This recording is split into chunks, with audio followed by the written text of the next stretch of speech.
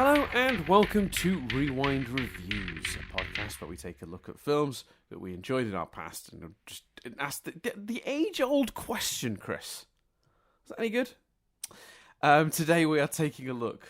We did that thing, we look back. You know, there's a podcast I remember seeing, or someone named a podcast at some point, Never Look Back. Because the whole premise was just like, all the shit from your youth is terrible. And I remember thinking that was a really fun title. But it is quite a negative title. And we sometimes find good ones, Chris. I'd say a pretty good chunk of the time we see movies and we go, you know what, that still functions. And I think, not to give the game away, I think today this is still a film that's pretty good. I think it is a little more flawed than young Dan maybe thought. You know, watching it with critical eyes.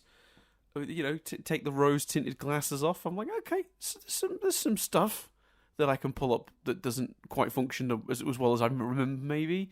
Or just that it never really, that I was just happy to ignore it, maybe, on previous viewings. But we're doing Die Hard with a Vengeance, which I have insisted for a very long time is the best Die Hard sequel. And by quite some way. Like, I don't think it's particularly close. Because I don't particularly care for 2, as we talked about, and I'm sure we'll come up this week, for being too much of a copy of the first Die Hard. And I like that this one takes a different approach. Still sort of feels like a Die Hard movie with its own sort of unique premise. So I'm a big fan of this one. I think... Yeah, I think I don't know if I have a specific story to how I sort of came across this originally. Do you remember the first time you saw this film? Probably quite recently, because you came to Die Hard quite late, didn't you? Yeah, quite recently. But didn't you say, I think, during the Die Hard 2 podcast, that you think you might have watched Die Hard 3 before 2? Or even before 1? Is that right, or am I misremembering? No, you're exactly right. I don't 100% remember, because it does feel a lot like all these films have been in my life forever. But I will say this with pretty much certainty. This is the first one of these movies I owned on VHS. So, even if I had seen the first Die Hard prior to watching this one, it would have only been I saw it on TV but didn't own it. Whereas this movie... I had a copy of. Whether I taped it off TV or got it from my nan, who we've talked about in the past, who worked in the video shop, I had a copy of this that I absolutely adored and just watched and probably wore through the tape.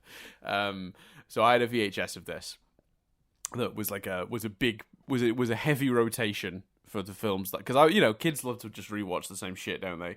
And I loved this movie. I'm gonna assume. I've got to assume it was like a TV version, because I assume a TV version would be edited for a more child-friendly, but who knows, man? Who knows? I saw lots of very inappropriate shit very young. My parents did not police my watching, which I'm very grateful for in adult life. I don't think that's really a good idea to police what your kid watches. I think most stuff is fine. And, you know what I mean? Like, I think, as long as it depends on the disposition of the kid, obviously. But yeah, so I genuinely think I may have found this film, or certainly before 2, I think. I think it was a little while till I saw Die Hard 2, if I'm guessing.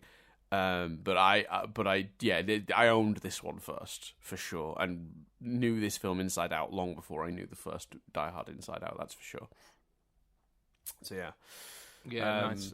You're right in your assumption with us. I watched it fairly recently. We did a big old rewatch of, well, we rewatched the first one, which I had seen, and we did a big old let's watch all the Die Hards during lockdown. So yeah. Oh, so you did it during lockdown, so 2020-ish. Yeah, around then. So yeah, fairly recent. Although the iconography, I do. As I was watching it, I was like, oh, I've seen clips of this. I know, Bruce Willis, Samuel L. Jackson in a yellow taxi cab. That was quite imprinted on my mind in terms of an image and stuff. So I was definitely, aware of it or whatever. Yeah, because when you think of Die Hard 2, which it's so inexplicably, to me, inexplicably bland and safe. I can't think of, I think I can kind of picture him on a baggage carousel shooting someone. Yeah, and I can picture the end, the chase sequence at the end with the plane. But you know, I've got a soft spot for Die Hard 2. We discussed that on the Die Hard 2 one. Chase at the end with the plane, you're right. Because it's a bit Toy Story, isn't it? It's a bit Toy Story 2, sorry, that chase. Obviously, Die Hard got there first, but it's a chase of a plane that's taking off. The bad guys are on it, and he's trying to stop them, right? That's the ending of 2. Mm. Yeah. I will say though, I will be holding my hands up today. There are some things I think 2 maybe does have over this film, some very specific areas, but we'll come back to it because I think let's start with the broad strokes. I mean, are we recommending this? Yeah, this one's great. This one's really good. I still think this is the best of the sequels. I don't think it's perfect, but it is very, very, very good. It's an extraordinarily fun film. Like, I could not believe... I was smiling ear to ear almost immediately. Like, as soon as you introduce Zeus, basically, this movie is just away. And it's so good. I assume you had a similar experience coming back to it. Yeah, absolutely. In fact, even more so, because I think... my memory of Die Hard 3 was always, my feeling about it was always, the Simon Says Riddle stuff is fantastic, and it gets a little convoluted and messy towards the end. And on this watch, I still found that, but it didn't hamper my enjoyment as much as I thought it would. And I think it's one of those favorite. I would still, I think to some degree struggle because I have a soft spot for all of them apart from 5. But best, like objectively the best, I think this is the best sequel, yeah, for sure. Like, despite that, I still think that's sort of I think the beginning is better than the third act. But Agreed. It's not. It wasn't as hampering on the movie as it was in my memory. So I think it is definitely objectively the best sequel, and one we'd absolutely recommend. Samuel L. Jackson is fantastic. The chemistry and the relationship between him and Bruce Willis is great. I think you can. I don't want to step on the toes of the Triv, but I know I think it's quite well known that it was originally another script adapted to be a Die Hard sequel. Oh, I think mate, that story is so much more complicated than I knew. I had no idea. Like, okay. I regretted looking into it. Like, it was a mess, and it was not helped by one particular person who supplies trivia to IMDb that wrote a wall of the most impenetrable text I have ever seen in my entire life. It was backwards. It meandered. The sentences backtracked on themselves. It was absolute shit. Like the worst written sentences I've ever read in a trivia page. Just pure gobbledygook that you really had to sort of like parse the bits of it out to try and make sense of what was actually happening. I tore it down and reconstructed it for my own ease and have a much simpler version of the story that hits all the same points. But yeah, it honestly took me an hour and a half to decode. I'm not kidding. And verify, to be fair. It wasn't just decoding what he wrote. Right, I was then looking for articles to back up the stuff in the trivia. But I found an article on the LA Times website from a newspaper poll that they'd done in 1991. Like, I didn't realize they archived stuff like that. 1991, an article from the paper that they've digitized and stored. But an article, did you say, or a poll, like a article? Right. Oh wow, yeah, but yeah. Well, I guess because a lot of that shit's stored in like local libraries and stuff as well, isn't it? I know, but so someone went to the time to like go to like someone at LA Times end just like went to the trouble of digitizing an article that not that relevant and quite old. Like, I don't know. Well, what I suppose it depends at what point. I mean, when did the LA Times get a website? Did they immediately just digitize the last 10 years of stuff? I don't know. But anyway, it was very helpful. I was very relieved and glad they'd done that, because that made verifying a lot of the stuff this guy was saying accurate. But yeah, that story's quite complicated. But yeah, we'll come back to the script. But yeah, I think it is very well known that this script was adapted from a script called Simon Says, which was an original film that they slapped the Die Hard characters into. I think quite neatly, though. I would say I don't think I would necessarily have known that unless I'd read that as quite a common piece of like movie trivia. Just from watching. No, but I think you feel it slightly. Mm-hmm. I don't think you'd know it in isolation, but you notice there's not as much. Partly because of the position they put John McClane in and the way that's sort of like not really. I think if it's a Die Hard movie from the ground up, I think the heart of it maybe is or certainly the Holly and John of it all, I think is there a bit more maybe. But actually I think that's what makes this objectively the best sequel. It's a breath of fresh air. It's not trying to do the Die Hard Honor X. It's it's yes. doing something different. So broad strokes, an absolute blast. Absolutely recommend. Yeah, and I think that is the biggest reason this movie works for me. Is I think when this comes out in 95, 94, 95, in that area, there's a proliferation of like that movie. Right, like there are dozens and dozens of movies doing what the first Die Hard did, and I really respect and appreciate the effort to do something different and to be bold with it, because even with that, they took an original script and made it a Die Hard script. Well, that's the bold choice.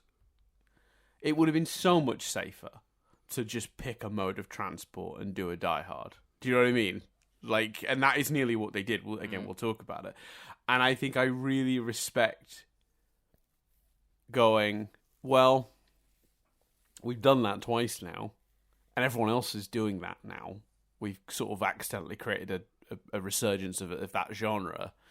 You know, that individual sort of stuck in a place almost in real time. Like, we're not seeing them go to, they're not sleeping at night. We're not cutting ahead and it's the next day or anything like that. This is all sort of almost happening real time. We're experiencing a sort of maybe 12-hour period in this person's life where it all sort of tumbles down, but we're in one location and we're trapped with the bad guys, that sort of thing. It's just, it's just such at this point, it's such a tired formula, and not even from the Die Hard movies. That's what's so weird. I can't think of many movies that have struggled with this problem, where their sequels are not just competing with being similar to their original film, but also the thousands of knockoffs they spawned. That's what's kind of incredible. I guess the company having the most trouble with that in the modern day, the equivalent, is Marvel. Because, even when they're not releasing movies, there's dozens of these movies coming out. Right now, everyone's going, there's only one Marvel movie this year. We're recording this, for those... We're recording this on Happy Madam Web Day, everyone, by the way. I think Madam Web just has come out today. I'm sure you're all very excited about it. It's Madam Webbing time, I guess. That movie... It's also Valentine's Day, which is what I thought you were going to say. Although I suppose for you, it's not Valentine's Day, is it? No, it's 15th for me now. Sorry, time zones. Chris, very sweetly, or very kindly, has agreed to squeeze this in today when he should be spending time with Jess. Because he's a terrible person. It was so funny, though, because people were like, what are you doing for Valentine's Day? I'm like, watching and then recording a podcast on Die Hard 3. And they were like, oh, with Jess? I was like, nope. I have to do that bit on my own. Yeah, that's right. Oh, well. Both bits. I had to watch it on my own as well. but still, yeah, I agree. It's what gives it its uniqueness for sure. Yeah, because I think, like, you look at what Marvel have done this year. They've got all these movies coming out that to the general public, it doesn't matter that it's not Marvel Studios. Madam Web is a tarnish on superhero movies, on that brand, because it's another one of these movies that's being churned out. Do you know what I mean? Like, it doesn't happen often though, where a movie can become tired because of its contemporaries. So yeah, I do really respect them for doing something bold, different here. I've got to imagine the Fox executives were a little bit nervous about this as a gamble, because the reality of this movie is actually it would have just been safer to stick him on a boat. Do you know what I mean? So yeah, let's get into the details. And the other big change, other than the Simon Says format, which we'll get to in more detail in a bit, but I think the bigger change is putting the sort of the buddy cop sidekick on the journey with him, and the choice to cast the brilliant Samuel L. Jackson in the role, the character of Zeus. Who, as far as I'm aware, does not appear in any of these movies ever again, which is a shame. No, great character to just drop, but they essentially replicate that format again. It's Justin Long in the next movie, and you could argue it's his son, although obviously it's a different dynamic. You could argue it's his son in the fifth movie. So this sort of bringing someone along for the ride sticks within the franchise. Right. So that's a big change, because the first two were very much, one man against an army sort of movies. It really focused in on what McClane's doing. I guess that is part of maybe why this can get a bit muddled towards the second act, and I think there's another reason why the second act of this movie starts to sort of become a bit confused and less tight and less like. Because the first hour of this movie is such a breeze, because it's just like it's like every action leads to the next action in a really coherent, obvious way.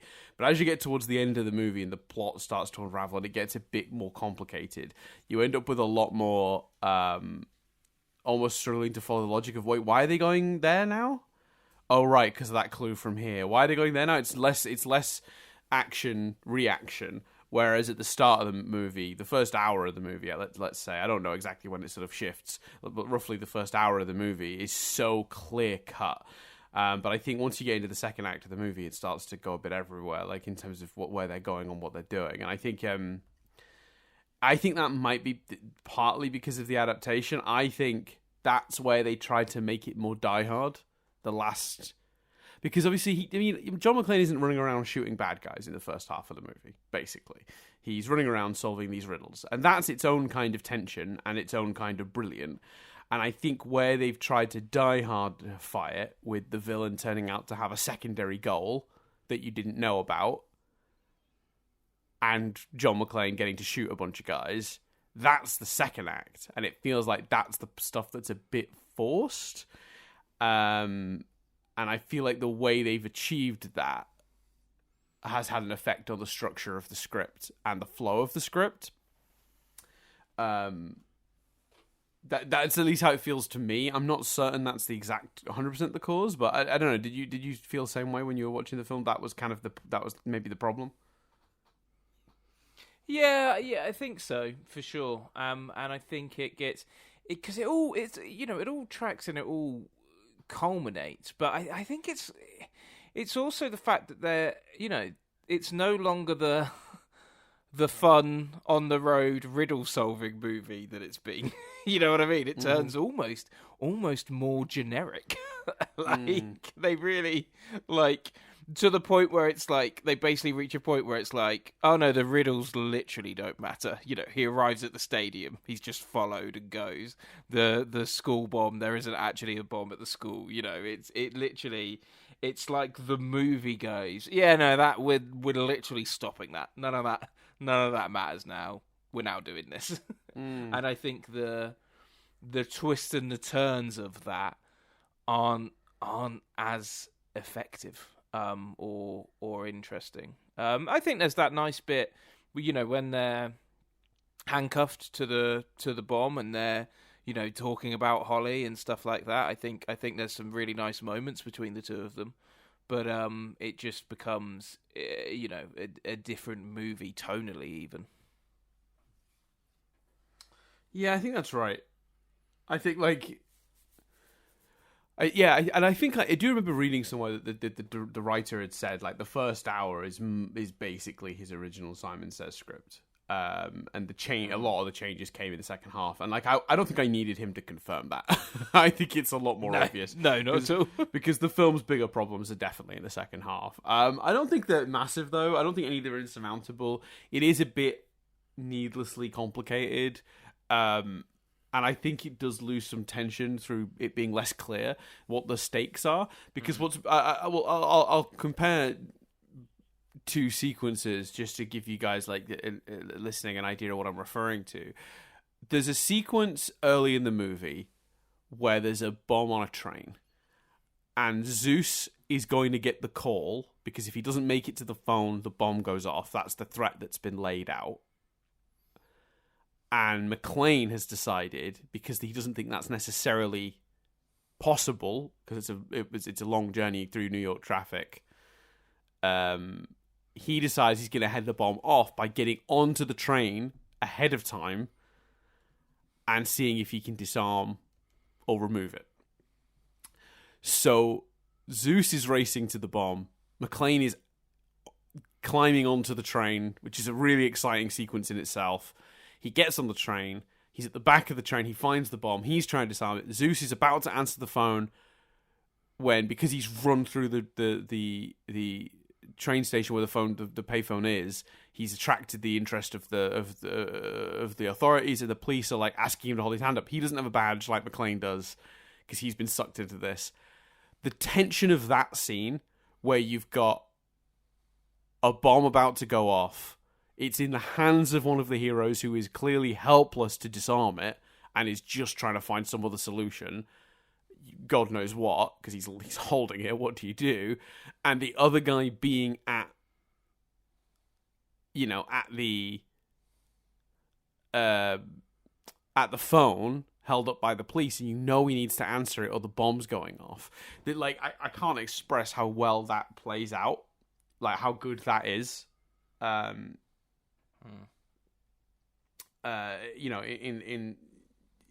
sort of from a dramatic perspective. Yet later in the movie we have scenes where it's just like, we're gonna jump on a ship, and like it is just the practical, physical. They're gonna jump on a ship, and the tension is, the string's gonna go, and it's like. Actually, that's probably not even a clean an example as like maybe John in the elevator when we're trying to catch up with him and what he's figured out, because obviously they set up the badge number thing. So this is the perfect scene to compare it to. There's a scene later in the movie where John goes to the vault that's been robbed by these guys while they were distracting the police with all these bomb threats. And he's with these officers, and they're going down into the vault. Now, we know they're bad guys, but John doesn't know that they're bad guys yet. And he's getting into the lift with all of them, and there's the intention of the scene is that there's tension there. And I feel that a little, but I think it's more excitement, because I know it's all about to kick off, than tension that John is in trouble. Does that make sense? And you're almost trying to figure out how he's going to figure it out. And in the end, he susses it out with the badge number, which is the badge number of a friend of his that's been killed, that we saw at the beginning of the movie. And they set it up, so it's a setup and payoff, but it's way less tense. It's way more complicated. It requires you to be following the story on multiple levels in a way that you weren't on the previous sequence. And then it just leads to a shootout, which is, not even particularly necessarily a good one. Like, it's all in a very confined space. So there's way less tension to it. And it's way more steeped in the conspiracy of the movie. So you can see the clear difference, I think, when you're watching it, of the scenes that really, really work so strongly and the ones that work less so, when you compare the different action beats like that. Sorry, my laptop's beeping. Were there any scenes that you felt like sort of indicated the same thing or illustrated that? Because maybe I'm not sure if I picked the best example of the second one. No, yeah, it's because that's my memory is that's almost like that scene is almost exactly at the halfway mark, and it is funny because it definitely marks a turn. Because for me, it's not even just that scene; it's the scene before. Like the movie's been doing a lot of like clever, intricate stuff, and then literally there's a kid like robbing a store, and the kid literally is like, "There's no police anywhere. You could rob City Hall today." And it's like, no, Yeah. I'm like, oh, that's a bit contrived. For me, it's the scene where it's the scene. I think it's the scene I think of immediately, and there's probably even still a better example than this. And truth be told, I think that better example is something to do with the boat. But like the boat stuff just all merges into one sort of convoluted thing after you watch it, and even whilst you're watching it. But the scene where he's been followed from the football stadium, and Bruce Willis is like, "Are you sure you weren't followed?" And he's like, "No." And then they start getting shot at, and Bruce Willis has to run and jump in the car, and it just feels like like I say, just feels a bit more contrived. And like you say, that sort of that tension of a lot of the action scenes at the beginning, the scene you referenced where the train and are they going to get there, the scene at the park where they're squabbling but they've also got a timer, and you've got the water bottle riddle, and you're trying to work out how to do the water bottle riddle. They're fighting with each other. You want them to stop fighting so they can get on with it. He's on the other end of the phone. There's a bomb that's meant to go off, versus someone is shooting at Bruce Willis, and he's got to jump in the car, and they've got to drive away. Like, one is a very intricate, scene where there's a lot going on, as is your example, and the other is from the most generic action movie you've ever seen. And I'm not saying this is a generic action movie, far from it, but I think that's the difference in scenes and the shift that comes with that moment. Because I really when he says, does this car have airbags? And Samuel L. Jackson says, I think your side does. And then he goes like through the wall and off the road onto the road below. And in my head I went, oh, the seeds of like this getting a little bit mad in terms of the physics and what McClane can do are really sowed here. And I know actually, you can point, especially in terms of physics and stuff, you can point at the first movie and be like, no, that's all in there as well. It's very raw. It's very yes, okay, the fire hose thing is unlikely to be able to happen, and there's plenty of instances where he actually definitely would have died or seriously injured himself. But it's one man, and he's barefoot, and it's gritty. By the fourth and fifth movies, it's ridiculous. There's a scene in the fifth where I think the two of them literally jump and fly through multiple floors of a building, and that car scene, it's more 4 and 5 than it is 1. And I thought, oh wow, the seeds are being sown here. I'd say. Yeah. So I agree with your point completely. I think there's plenty of, and like I say, I think we're missing bigger examples, but by the time they're on the boat, a lot of it is just so generic that it hasn't really stayed in my brain. Yeah, and I think it's all resolved a little easy as well. So like the tunnel with the water, they just clearly set up 5 minutes earlier that every few feet there's an exit sort of tunnel for emergencies above, and then when he's driving along, they do a really deliberate shot of him looking up and noticing those exits, so that when the tunnel starts to fill with water, you know where that's going.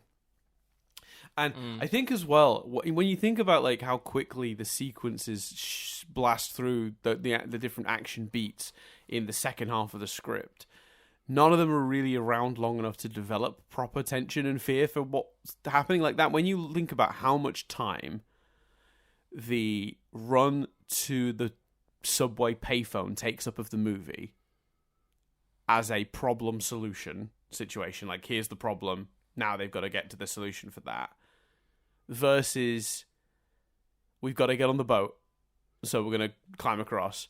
Oh, the tunnel I'm in is filling up with water, so I'm going to go. I'm in the stadium, and there's a guy aiming a gun at me, well, that problem solves itself almost immediately. I'm just going to run and leave, and they're not going to know what to do, so they're going to leave me. Like, everything in the second half, the time between problem occurring and solution occurring gets so much quicker as it tries to cram more and more set pieces in. And that really culminates in what I think is a pretty lame climax. I don't care for the last few minutes of this movie at all. And even I don't think many people do. And I was gonna say, I think even as a kid, it was probably my least favorite part of the movie. Like, the movie's over, and we just get this extra random bit where he goes to catch the bad guy, and they try to make it tense because the bad guy also has a helicopter, and they're shooting at McClane, and then McClane's only got 2 bullets left. That's familiar. That's from the other thing. That's from the. It's even. Sorry, go on. I was just gonna say, it's the guy from I always forget the name of the guy. The guy that does those. That's from the other movie. You know, that guy. Pitch Meeting. Yeah, the Pitch Meeting. Yeah, that guy. That because the 2 bullets left, and then and the solution to that is clever, but again, it happens as quick as the problem occurred. He's being chased by a helicopter. There's a gun in the helicopter. What does he do? Oh, there's a power line. I can shoot the power line. That'll hit the helicopter, bring the helicopter down, and I can say, yippee-ki-yay, motherfucker, bring down the bad guy. And then we can have the hero and McClane have a chuckle while McClane goes to ring Holly and amend things. And then we pull out and do credits on them sort of laughing away. Like, it really... And I know why. We'll talk about why that ending is the way it is in a bit, because there's it's not the original ending they shot at all. We'll talk about that, but it feels tacked on and like it doesn't work for that reason. It's also the setup of it. Like, I'll be honest with you, dude. I've never got the end of this movie, because by the time we get to sort of there, every time I've watched it before, I'm starting to check my phone. I'm starting to, get distracted. And I've never quite understood the link. And this time, I'm like, right, I'm watching the movie, because obviously I'm watching it to review it as well. So it's like, I'm paying attention, and I'm going to pay real attention to this ending to work out if it's me or not. And they set up, when they're going through with the FBI guys in the van, they set up the profiles of the villains. And when John's like, you got any aspirin? I'm like, what's he? He's remembered that fact. If he knows he's got aspirin, he remembers that fact. What's he gonna pull out here? And then he throws in the aspirin, and then he says to Zeus, "Well, you're wrong. We're not gonna die today." And I'm like, what's he gonna do with the aspirin? Oh, it's to do with the splinter. Okay, it's nothing. It's not to do with the aspirin. Okay, fine.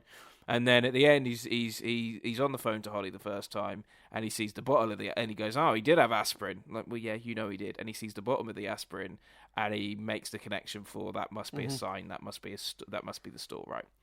And the reason I've never paid attention to it, and the reason I think it jars and is a good example of what we're talking about here, is because it doesn't feel very Die Hard. What feels like Die Hard is he remembers the fact that he's got migraines, and he asks for the aspirin for a plan, because he's got a plan in mind. He literally asks for the aspirin because he's got a headache. Well, a Die Hard movie doesn't... He had a headache at the beginning of the movie because he's hungover. A Die Hard movie has McClane going from A to B, and B's a better place. And now he's asking for a thing because he's still slightly hungover and grouchy and he's got a headache. And it doesn't... It's arbitrary. It's not... He's not got a plan for that. He happens upon the solution because he happens upon the aspirin because he asked for it because he had a headache. Like, it just doesn't feel very... Die Hard to me. And that's what it is as well, I think, with that end sequence. Do you want to know the frustrating part? You had what you wanted in the original ending they cut. Really? So let's do it now. We'll cover it now, the ending, because it's, we might as well. In the original play of the way the movie plays out, the bad guy wins. McClane, knowing that Simon is escaping, asks for the aspirin because he knows he'll have it, but he knows that all of those sorts of products are strictly controlled in the US, and where he acquired it, there is a chance that he can trace it back through the pharmacies to where it was purchased and maybe back to roughly somewhere near where Simon lives. So what happens at the end of the movie by the original script is they get off the boat and they're like, you didn't get him this time. You know, he got away, and probably with the gold. We're searching the river, but, you know, at this point, John McClane knows there's no gold at the bottom of the river. And then we cut, and it's months later, and Simon is quite happily in a bar reading his newspaper when John McClane comes in and he's like, "Hey, Simon, how you doing?" He's like lighting his cigarette. And then he picks up his phone and tries to ring someone in a panic. And then a phone rings and McClane picks it up and goes, "Oh, I got this off one of your guys you had standing by as a guard. Sorry. I got that guy. I got the two guys here. I got the two guys here. I'm really sorry." And you know, Simon's like, "Oh, so I suppose the police are here." He's like, "Nope, I was fired from the police because they thought I was involved in whatever shenanigans you were up to. And I know you got away with the gold and you snuck it out of the country." And he puts down like a Statue of Liberty. Or maybe it's an Eiffel Tower like statue made of gold, and basically the premise is that Simon, to get them out of the country, smelted down all the bricks, had them turned into like trinkets, and then had them shipped out that way. But obviously, McClane's been fired from the police force. He's miserable. He's psychologically damaged. So he starts playing a game with Simon called McClane Says, and he puts a double-ended rocket launcher thing on the table and says, "You can spin that round as many times as you like, and if you get one of my questions wrong, you have to pull the trigger." And then McClane starts doing riddles at Simon, and every time Simon gets the riddle right, he doesn't have to pull the trigger, but when he finally gets it wrong, he needs to pull the trigger. And he does one last turn of the rocket launcher, and then presses it, and kills himself. And the answer to the final riddle, which was, what did the guy bring that wouldn't save his life? The answer is a flak jacket, suggesting that McClane, even if it had shot him, would have been fine because he was wearing a flak jacket. So the idea in that, and he explains that he traced him to this place through his through the aspirin. But basically, right, the problem is the notion of it. The screenwriter said was that it was to show the repercussions the events of that day had on McClane psychologically, in almost a sort of an interesting examination of, like, if you push someone too far. Like, Simon arguably was pushed too far. He'd had his brother killed, but he was also a cold, calculated, you know, guy that was willing to, you know, bomb places to steal money, as a cover for stealing money, and screw over all these terrorists for his own needs.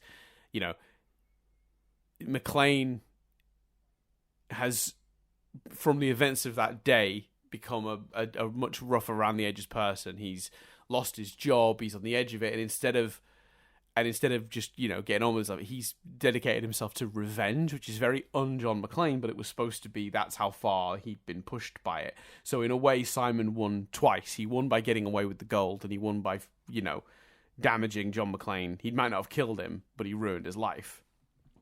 And that's kind of the idea, is like, you know, this time the bad guys actually won, which is quite surprising.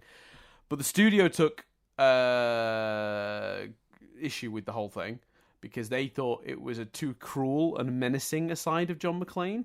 As a scene, they thought it didn't fit with that. They also didn't think it was a very good climax because it didn't have action. It was two guys sat in a bar playing Russian roulette, essentially. So they decided to reshoot the entire, you know, final sequence as an action-based one, at significant monetary cost, which is why this sort of ending that we have where they go get Simon feels so tacked on.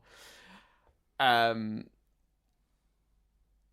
I think what's really interesting about this is I think the ending that we had was probably the better ending to this movie, but the ending we got is truer to John McClane, but it is as a result of being rushed franchise. Yeah, and it is trickier because, you know, on one hand, one ending works better for the movie we just were watching, and the other ending is clearly been created last minute cheap, quick helicopter chase that leads to the bad guy getting caught, and feels like it wraps up the story in a really almost too convenient way. Has the pill problem you talked about, which is less problematic in the other one. So you've got both neither ending is perfect, but they both do different things, and I think it's really interesting as well. I watched that scene yesterday, and I'll be honest with you, it's some of Bruce Willis's best acting in the whole film on the cutting room floor.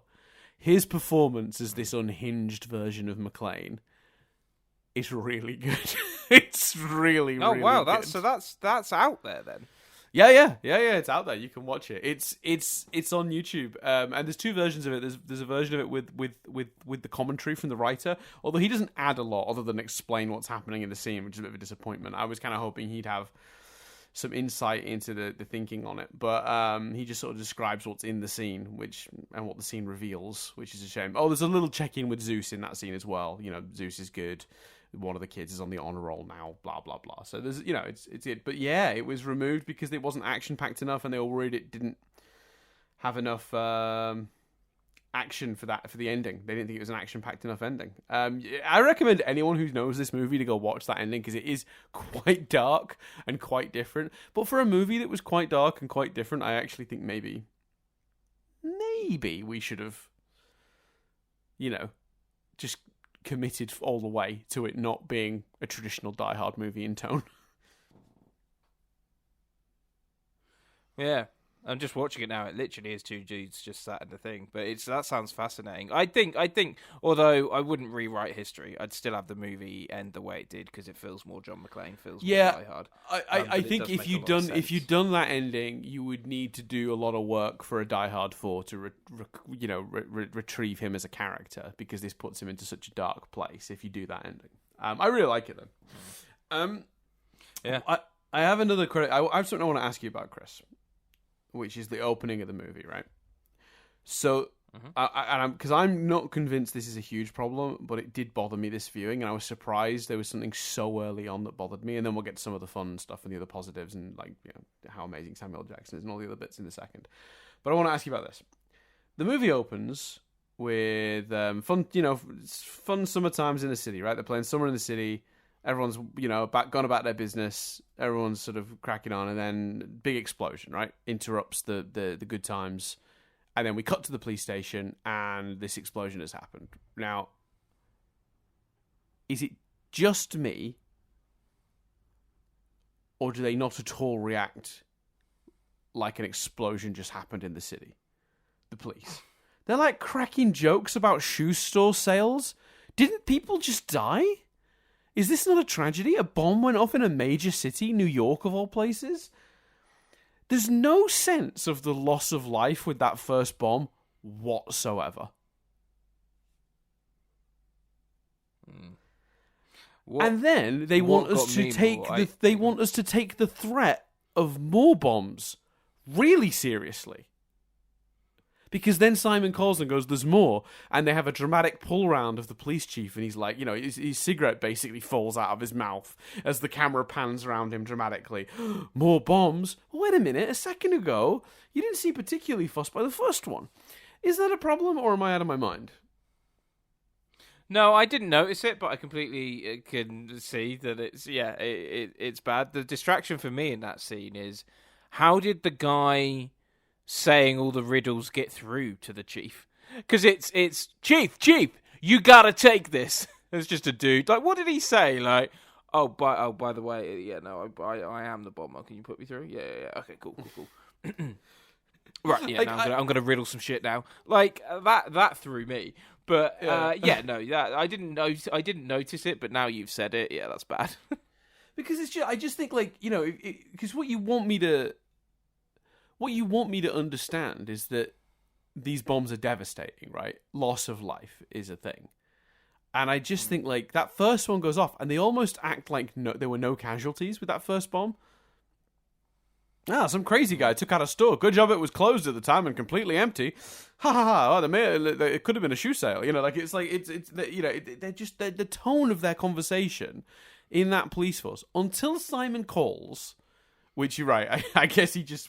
To be fair, you know, if you call and claim you're, I mean, you'd be stupid to call and claim you're the bomber, because if they ever caught you, if you were just some teenager doing a prank, you wouldn't call and be like, I want to speak to the chief because I'm the bomber. You wouldn't risk that. Do you know what I mean? So I guess if someone's calling and claiming they are the bomber, you do have to take that seriously, I suppose, because, you know, what else you got? But like the tone shift the movie wants me to take the second Simon is like, there are more bombs, and it's like, you know, like, oh no. I would take that a lot more seriously if we'd have been considering the previous bomb as some sort of actual threat. It's really strange. It's really strange. Because based on the visuals, people definitely died. Like, that explosion that opens the movie is pretty sizable. And it is a department store, as they say. So, almost certainly people died. So, yeah, it's weird, man. I don't know why they do that. Yeah, that's very true. Yeah. Oh, I was gonna say the tension thing. Just while we're on criticisms, I loved throughout the movie the police bomb expert who decides to stay and is determined to solve the what bomb. A great I thought that was brilliant. His whole there are kids still left in the building. I'm staying. Like, amazing. Fantastic. And I think just the shame of the, you know, this is what I was talking about earlier with the, it doesn't matter. Like, the shame of, like, that exploding and him just being like, oh, syrup. And you just think, oh, you didn't get your moment of triumph. Or tragedy. I prefer triumph, but or tragedy. I'm not saying the fucking school should have blown up, but I just think, like, for me, it's a real example of, like, he was the Al Pow of this movie. Or an alternative to the guy who was, breaking into the safe in the first movie. Like, I just think, like, I thought that was such a good idea, but it just wasn't, we didn't see more of it, and for the conclusion of it to be played off as a gag, if you're going to play it off as a gag at the end, why make us invest in the character to begin with? I think it's another example of where the last act of this movie is just a bit muddled and doesn't know how to treat the first act of the movie. Yeah, I see that wasn't as big a problem for me because I think he gets the moment of glory. Because for me, this is purely personal taste. You know, we always talked about this. Certain things are going to bother certain people differently to others. It's just, you know, it is what it is. I think as far as we know, the audience initially, the bomb is real. We have no reason to doubt that bomb is real until they pull the rug out. As far as he is aware, he has no reason to doubt that bomb is real. They spend quite a lot of time establishing the exit of the kids from the school, the reason those other 4 kids are not, and that he is desperately there trying to disarm this thing. And I think he still gets the glory of choosing to stay. The movie doesn't rob him of that, in my opinion, because he still thought it was real. And as far as the audience is aware at that moment, it's a real bomb. And so I still fist pump at that moment. I still love that moment. I still love that choice for that character. And then in a weird way, the victory is, oh, thank God they're all okay. It wasn't a real bomb. Yeah, that's fair. And what I like about it as well is they talk about how much liquid was stolen early in the movie to make these bombs. And they're like, Jesus, that much? That's going to be a huge, huge bomb. And then you see this massive bomb. And I think what's cool is you can work it out before the syrup line, because then you see the bomb on the boat and you go, oh, that's where it is, because he's going to blow up the boat. So that must mean the one at the school isn't real. And you could almost, all of the details are actually laid out. Some of the stuff in this movie, I will say, like, they've set up the 14 dump trucks in, like, the first 3 minutes of the movie in a throwaway joke. Yeah, I noticed that, yeah. Which I think is really, really clever. And for me, I still think that scene works really well. It's actually one of the things they still get away with, even with the sort of more complicated end of that movie, because the guy still gets to make the hero's choice, and everyone gets to live. Like, all right, he doesn't... Actually, as well, to be fair, when he goes to snip that last wire, he's like, this'll do it. Like, so he's, as far as he's concerned, he's disarming that bomb. any seconds away from doing it. And I fully believe that if that had been a real bomb, him snipping that last cable, that would have been bomb disarmed. So as far as I'm concerned, that guy still gets his hero moment, and it doesn't really detract from it. And I really love the twist that they did need all that stuff for the bombs, but they're not. I love, we're not monsters. We're not going to blow up children. We just knew you'd fall for it if we said we would. And I love the line that follows on from that, because I really think this is actually very clever and very much in character for the brother of Hans Gruber. The line from McClane: "The only thing better than blowing up hundreds of billions of dollars worth of gold is making people think you did." That's brilliant. And it's one of the elements of the last act of this movie that I do really enjoy. As convoluted as the because details of it is, the actual scheme is kind of genius. And what I really like about it is it really does harken back to Hans, but in a slightly original way. Hans's entire crew were out for money. They were pretending to be terrorists, right? Top to bottom. All of them. They were all in on that. Like, when he starts making those demands in the first movie, and one of his goons looks at him and then names the group, like, mouths it to him, like, the freedom of whatever, and he's like, I don't know, I heard about it on the radio or something. Like, you know what I mean? Like, he's just bullshitting. What I love about this is Hans's brother, Simon, is tricking real terrorists into helping him, because there's that big guy that's upset that the real gold isn't on the ship. He really was ideologically invested in blowing up the gold. He's an actual terrorist that Simon has manipulated into working with him, and that's like a new twist on the existing idea, and it somehow manages to be very in line with that family, but also new as well. It's like Bruce says, like John says, I know the man, I know the family, and that all feels very Die Hard. Yeah, and to the movie's credit, as choppy as the last act is, and as unsatisfying as some of the action beats are, because they sort of resolve very quickly, the actual way the plot all comes together in the details is pretty good, in my opinion. I think it works quite well. I like the actual reveal of the guy's plan. I like that his journey for McClane was just going to end in them being sniped. And I like that by separating McClane, Zeus, that almost ends up saving them from that fate, because the sniper guy's like, I actually don't know what I'm supposed to do here, because there was supposed to be two of them, and call it in. And by the time they figured out if they should be shooting him on it, this one guy or not, it's, Zeus is gone. So they just decide to follow him, which I think makes sense. I don't know, it all really kind of, for me, like, the actual, like, plot of this movie is surprisingly consistent and coherent. Like, while in the moment you can sometimes feel yourself being like, well, wait, where's John going now? Why is he asking about, why does he still care about which president is which?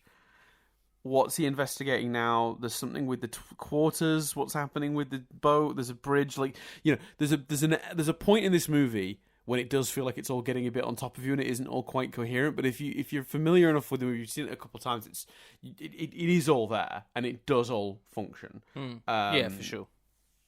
And then of course we get the brilliant thing of like, oh, you can't mess with those cables, they'd cut you in half. And then a guy actually gets cut in half with those cables. So, that's worth the price of admission alone, Chris. In one of the most brutal deaths in the franchise. Yeah, and it's so quick, but it's awful. It's brutal. Let's talk about the strengths, because undoubtedly you cannot talk about the strengths of this movie without talking about the incredible performance by Samuel L. Jackson, which is phenomenal. Mm-hmm. As Zeus, who is, it also must be said, a very well written character. It isn't like a really generic character brought to life by a wonderful actor. It's a really well written character brought to life by a wonderful actor, and it is an absolute delight pretty much every minute he's on screen. From the second he's introduced talking to those two kids, through when he shuts off the phone and he's like, get off the phone, lady, police business, and he's like, I can get used to this, right through to like making me believe his fear, like when that police officer has the gun on him and he's reaching for the phone, or like the end of the movie when he's still tied up and he's telling McClane, no, you go on, like I'm here, like it's such a clear character with such a really easily understood and followed like set of core beliefs that they are very consistent with. He's perfectly designed to be both buddy and foil to McClane. And like it's just super fun to watch him get dragged into the right, and they find really clever ways to keep him involved, even though theoretically that he shouldn't be involved in anything after the initial incident, which we'll talk about in a minute. We haven't really talked about that scene yet, and that scene's tension, but how those two meet. But like, you understand how honorable of a guy he is from minute one because of his choice to help a person that is wearing a sign that says what that sign says, so you understand this character and he's so consistently written throughout. And again, you talked about it earlier, the bickering between him and McClane is really, really entertaining. Yeah, I love it. And Samuel Jackson just like, so good. So good. But also like some of the reasons behind it. Like I love the line where he says, I didn't save you. I stopped a white man. I stopped a white cop getting shot in Harlem. Because, if I allow that, what happens after is many trigger-happy white cops. Like, and it just, I was like, oh, like... Yeah, I think the he movie's says... actually I think the exact line I wrote it down was 1,000 white cops with itchy trigger fingers, which I thought was like... very, very good. They're genuinely using the character to explore some interesting things, like, about race. And like you say, I think one of the most impressive things is how set in stone that character is from the very beginning. Mm-hmm. The scene with the children is so impactful. It sets up so much stuff so well. And I just, it's a wonderful performance. It's very layered, and I wish they did bring him back, but yeah. Sadly, that boat has that ship has sailed. Sadly now, with Bruce having had to retire. Yeah, I think. I mean, it's just his delivery. He's so. I tell you what it is. I tell you the reason that he really makes. Because on paper, this character, while consistent, tonally, must be quite hard to have written. Because 1 minute he's yelling, that's a white man with white problems. You deal with it, like that sort of stuff, and some of his bigger sort of lines that are delivered with a certain amount of energy and power. But then he's also subtly telling these kids, you need to be in school, get yourself educated. The two tones of those scenes and those deliveries, they need to be different but the same guy. And the way he goes from guy well out of his depth in an action scene to this quite sort of intelligent, these quite intelligent discussions about race, even that 1,000 white cops with itchy trigger fingers, the delivery on that line is incredible, but it requires a completely different skill set to half the dialogue the guy says in the movie. It's just a really fine line to walk to make the character feel the same, and Sam Jackson just nailing it every step of the way. It is a perfect performance. I'm not going to tell you that Bruce Willis isn't good in this movie, but let me tell you, he's got an easier job. John McClane's an easier character to play. That's for sure. I think. What do you think about the decision to start with John McClane being so downbeat and broken up with Holly and all that sort of stuff? Yeah, I mean, it's a bit of a trope. Maybe these days, I don't know if it was at the time a trope. Maybe it was pretty original then. But the idea of when you do a sequel, you have to bring the character back down to where to bring them back up again. You sort of got to they've fallen on some hard times. That's a very common. When you want to do a sequel to a movie that gave them a happy ending, there's an instinct for a writer to undo that, to have scope to bring them back up. They didn't in 2 though. In 2 it was just they were happy, they were fine. It's just she was somewhere else. Yeah, but then what's their character arc in 2? What's John McClane's character arc? What's anything to this? You talk about the heart of Die Hard. What's the heart of Die Hard 2?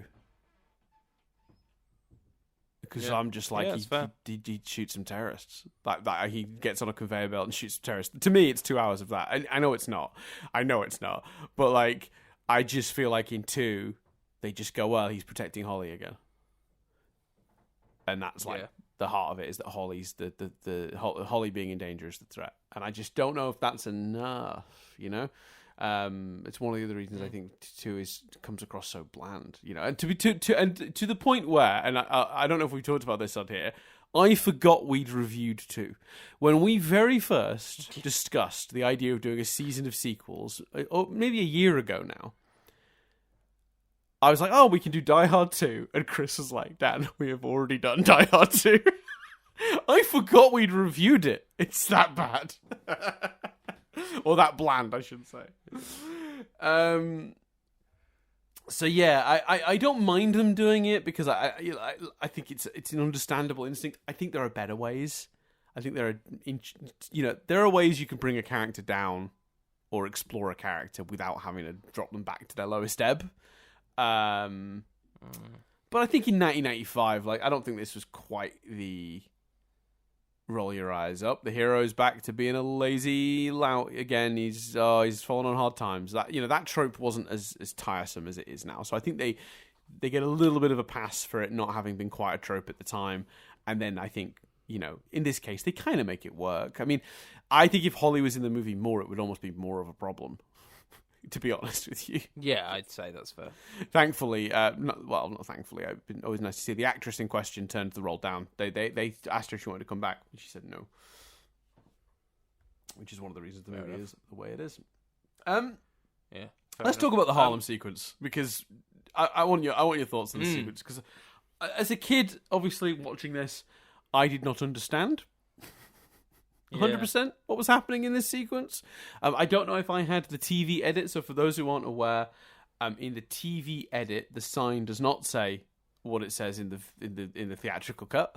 The sign says "I hate everyone."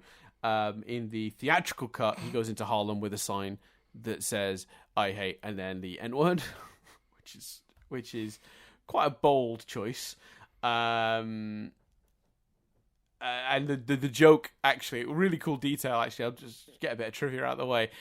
He says that he'll be dead in 4 minutes. If you set off a timer when he says that, or when he gets out, to when he is then spotted by the group of youths in Harlem, it is exactly 4 minutes. Oh, wow. I don't know if that's just a happy coincidence or if they did that on purpose. But yeah, it's 4 minutes of screen time between the two. I think it's still shocking, even watching it now, even when you know what's coming. And again, it's I hate to keep harking back to this, but it's the difference between the ending and the beginning, because that really slowly builds. He takes off his top, and you're like, why is he getting topless? He reacts when they say there's going to be no backup. We don't quite know what he's being asked to do, and then then it's revealed, and you're like, "Whoa, what the fuck?" Well, yeah, but that's the crazy thing. The first thing they show you is him getting out, and you realise he's got a sign. Yeah, but you don't know what the sign says, and then they do a shot of him crossing the street, and this older lady goes past him, and she gives him a look, and you think, "What does this sign say?" And then they go into the shop, so they continue the tension, and you meet Zeus. And then there's that brilliant moment of, it's one of my favourite lines in the whole movie is, Dad, there's a white man out, not Dad, but, there's Zeus is a white guy outside. I've seen a white guy. Not like this. Such a brilliant line. Yeah, it builds so beautifully, and you really warm to Zeus in that moment, and he's just trying to help, and also you just think, fucking hell, like, those guys clearly know him. He's potentially getting himself beaten or shot later out of irritation from those guys, Yeah. So for those who don't remember, Zeus sees McClane with the sign, sees the kid, the young sort of youths, the gang, whatever you want to call them, on the street corner that haven't noticed him yet, and he's like, oh, shit, and he knows that he could potentially save a life. So, and at that point, to be fair, he doesn't know he's a cop. So then he goes over and basically asks him, "Are you well?" you escaped from somewhere. We need to get you thinking. That's when he believes it very quickly, I will say. McClane's like, oh, I'm a cop. You know that explosion from this morning? Yeah, the guy said if I don't do this, he's going to blow up somewhere else. You know, there's that whole thing, which is a bit like, you know, I don't know if I'd believe him as quickly as Zeus does. But then there's this incredible tension. I think fundamentally, even if he was just mad, Zeus is the character. They set Zeus up as a character that still wouldn't want him to die. Right, agreed. But I mean, they do indicate Zeus believes it because he's like, "Oh shit!" Like it's written that he believes him in that moment, which I do think like is probably a slight stretch. It's probably the closest they get to stretching Zeus as a character in the whole movie. How quickly he believes that, I think, but like it's not a big deal. It happens in a moment, and then those guys spot him, and there's this incredible tension where they're like, "Hey Zeus, what's going on with this guy?" You know, and specifically they say, "Hey Zeus," because that becomes a joke later on. And he has to do quite a bold thing to save McClane in that moment, and in turn gets himself sucked right into this, you know, into Simon's plan, because Simon's like, you know, you kind of screwed up my plans today. And then Zeus responds, which is, you can shove your well-laid plan up your well-laid ass, which is just such a, like, that line is hilarious, but it actually makes no sense. Yeah, it's very good. And that's how he gets pulled in. The one element I couldn't tell if I liked is they reveal later on that it was at that moment that Simon decided to choose the school Zeus's like nephews are at. That makes no sense to me. Yeah, and then what? And then he thought, and then he went, "Oh, you know what? Actually, that's the 42nd president." Like, that's mad. Yeah, like, because they do not do enough. Hiding the bomb in the school needs, in my opinion, needs to be pre-planned. That's the sort of thing where weeks in advance you're paying the janitor to look the other way at night while you're loading a truck and sneaking it in. It's a huge bomb. Like, the one that's the equivalent size of it on the boat is being moved around with a crane. Right? So you're expecting me to believe they snuck that into that basement of that school that afternoon after that happened, and that it wasn't already part of his well-laid plan. What's happened there, I think, is they've looked over the script and gone, God, it is a bit of a coincidence that out of all the schools in New York, it's the one Zeus's, you know, nephews or whatever they are to him. I don't know what their relationship is at. Should we put in a line where Simon did it on purpose as revenge for Zeus foiling the plan? Yeah, sure. Like, and no one thought about it any more than that. Not for a second. I don't like that idea personally. I think because it just feels like it needed planning. So yeah. All right. I agree. Let's see other stuff. I really like the moment when they get the woman off the phone, and then when Simon's talking to them, he says, "You could just be honest and tell me that it took you a minute to get that woman off the phone." And there's like a shift tone in the music where it just sort of goes, and like, you know, you see McClane's face drop and he starts looking around like he's being watched. It's the first sign you get a hint that this Simon guy has eyes everywhere, and it's quite creepy and well done, because they do a really good job of this movie of keeping Simon hidden for the first sort of chunk of the movie. And they do a really good job of that. And, like, you know, we haven't talked about it yet, but god damn, Jeremy Irons. Poof. Boy, howdy. So good. Someone give that man an award. So good. Like, I mean, you know, look, you know, you're up against Hans Gruber, one of the greatest villains, performed by one of the greatest actors of all time, right? So, you know, sorry, you're not winning the best Die Hard villain award. You're just not. You're just not. But let me tell you, you're not far off. This is a really good performance and a really good character. Yeah, it's great. Yeah, it's fantastic. It's just the voice. The voice is so, like, it's exquisite. Like, it's performed really well, and just those moments of menace and craziness. And you know what? Like, one scene. It's such a weird scene to think, like, the acting in that scene is great. But the scene where him and his sort of girlfriend, who also is brilliant, that scene where she's just going nuts, killing that guy, and like it almost looks like a scene from a superhero movie. And Simon's like, I think he's dead. Like I was like, that looks like a sort of like super villain introduction in a Marvel Netflix TV show. Like that's bizarre. That's crazy. Well, do you not think what's more bizarre about her is they don't do anything with her? Like they set her up and make her so menacing. She doesn't fight any of them. No, yeah, you're right. I thought we were going to have a scene with her and McClane coming together, and McClane having to sort of like combat with this clearly very skilled sort of femme fatale figure, which I thought was like a really exciting thing they were setting up, and that just they never happens. She's just this mute that follows Simon around, kills one guy once in a really brutal way, and then does nothing else in the movie. Yeah, that's very true. Such a wasted character. Like the whole movie, even as a kid, I was waiting for those two to fight. Like, it's such a especially because it was probably a year or two after this. But you remember? You're not a big Bond guy, are you? Did you watch GoldenEye? The Pierce Brosnan? No, I haven't seen GoldenEye. No. Same year. So GoldenEye has a similar thing where they set up a sort of lady murderer, like a sort of silent killer, highly trained like woman earlier in the movie. I forget who plays her, but then she fights Bond, I think in a satellite dish later, and he has to like strangle her somehow, I think with ropes or something to stop her because she's so much more like skilled in hand-to-hand combat than him. I'm trying to see if I can find who played her, but I can't off the top of my head. It doesn't matter. It's literally irrelevant. But yeah, so the same year they did that same idea in a Bond film, and actually pulled the trigger on it. 1995, exactly. Yeah, the same year. If that happened though, McClane at this point, pre-4, if that happened, you'd be like, is McClane really able to take on this like super assassin? So to some degree, I'm sort of glad they didn't do that. Well, yeah, but him scrappily surviving that though is very McClane. Like being outgunned, well, true, and having to think his way out of it, and not win by brawn or skill, but by maybe outthinking her. Now that is McClane, and there'd be a lot of tension to that scene. That's true.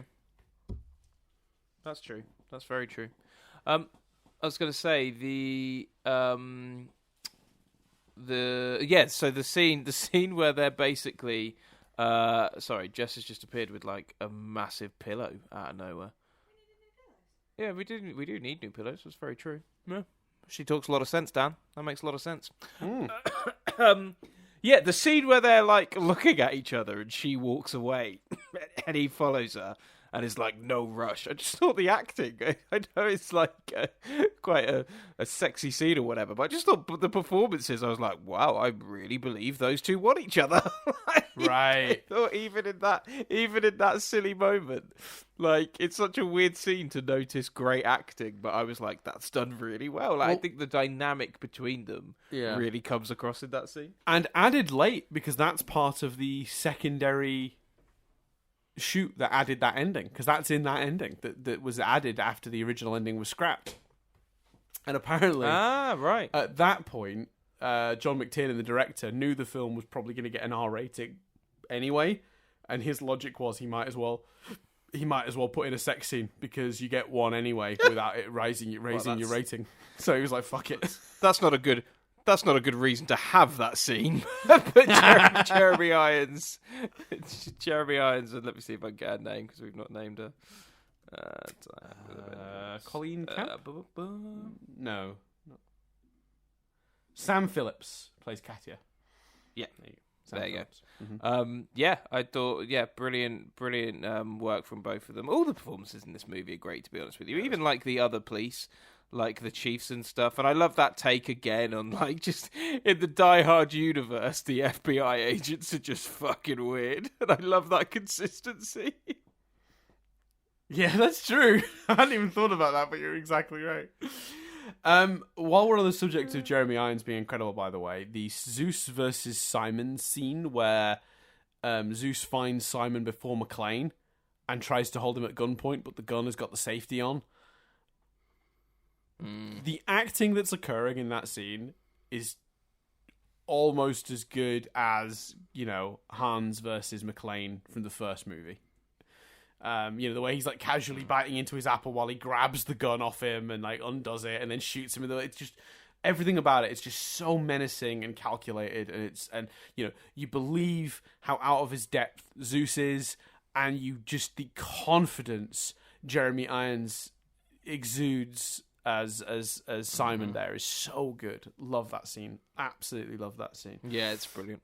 I do love as well they kept the McClane versus the Heavy idea, which they've had in every other movie where McClane has come up against a guy that's like 2 foot taller than him. The only thing is, in this, it's clear that it was chopped down, presumably for rating reasons, because there are some really weird cuts in that fight scene. And I think there was some trivia on that to that point. Yeah. So some of the violence and the bloody scenes had to be cut down to keep that R rating, because it was gonna get NC-17, which is like 18 and plus. You can't even let 15-year-olds see it at that point. So the cuts were made to some of the death scenes, and particularly the fight scene between McClane and Targo, which was heavily cut. If you look closely in the scene, McClane beats Targo with a chain. One moment he's hitting him with it. The next shot, Targo is on the ground and he has the chain round his face. And on the making of documentaries, you can see clips and alternative, versions of what was happening in that scene that didn't make it into the movie. It's a shame. I noticed it as a jump cut when it goes from hitting him around the back with the chain. And I actually made a note in my notes of like the editing in this movie isn't great. Sometimes you lose what's going on in the action. And then I found out that they had to cut that stuff when I did the trivia and went, oh, well, that all tracks. That also, makes sense. Is it just me that feels like they didn't get enough footage of them jumping off the boat? Because they sort of leap off the boat and then it sort of reuses the footage of them leaping off the boat again to make it last a bit longer. And then it sort of slows the footage down. I watched that 3 times because I was like, what's happening here? And it just feels like they didn't get enough coverage of them jumping off the boat and couldn't do it a second time. So they had to sort of double up. I did notice it, but I've no doubt you're right. Like, and I'm sure maybe I'd notice it if I went back. Yeah, it's edited really weird. It sort of reuses the same shot multiple times, but like slightly zoomed in, so it almost feels like a different angle, but it's not a different angle. It's the same shot. It's really strange. This one is going to get me comments as a criticism, but it's not a criticism, it's just a little note. I don't know the melting point of gold, right? And I know this is like a magic special science bomb that's, new tech that's really cool and it's extremely explosive and presumably burns at a very high rate. But would blowing up a ship full of gold melt the gold? They'd just be scattered along the bottom of the ocean. You'd just trawl through it. I know that his plan is actually to sneak the gold elsewhere, right? But for Simon to get away with doing a little double swap and sticking the gold in a truck and taking it off elsewhere, the authorities need to believe he disintegrated the gold. Otherwise, they'll just chase him because they'll assume he still has it. So I don't know what the melting point of gold is, but I'm not sure just a simple explosion on a boat would be enough to atomize it. Yeah, that's a fair point, especially when there's like a lot of gold at the bottom of the ocean stories out there. Yeah. Like in fiction and stuff. Yeah. That seems... And, well, I suppose. And lots of, explosions to break down doors where there's gold before it. I suppose the ocean thing probably doesn't make a difference, thinking about it. But yeah, no, that just seems odd. That does seem odd, yeah. Yeah, so gold melts at 1,000 degrees Fahrenheit. 1,064 degrees. Oh, no, sorry, Celsius. There was a lot of that magic red liquid, though, wasn't there? There was a lot of that magic red liquid, so I guess that is the thing. But, I mean, how long does it need to be sustained at that higher temperature before it melts? No idea. Because if it's the immediate heat of an explosion and then it's just in the water where it's presumably almost immediately cooling. I don't know. Look, this is one of those things where I'm going to get comments either way, I think. And it's not a massive deal. I'm not positing it as a big criticism, just an observation. Really love knowledgeable Jerry, just the random truck guy they meet that has all the information about everything. That character was is great. Yeah, such really a diehard character. He's so much fun. I love him. And really well performed. His like delivery of like Yes. naming that president was brilliant. Great. It's great. I love that guy. He brings joy to my life. I like him. He's a good character. I have also noted here that one of the other great things this movie does is make Zeus actually very useful, not just from a practical level of Simon wants Zeus on the adventure, but the very first riddle, the man to St. Ives riddle, Zeus is the one who solves it.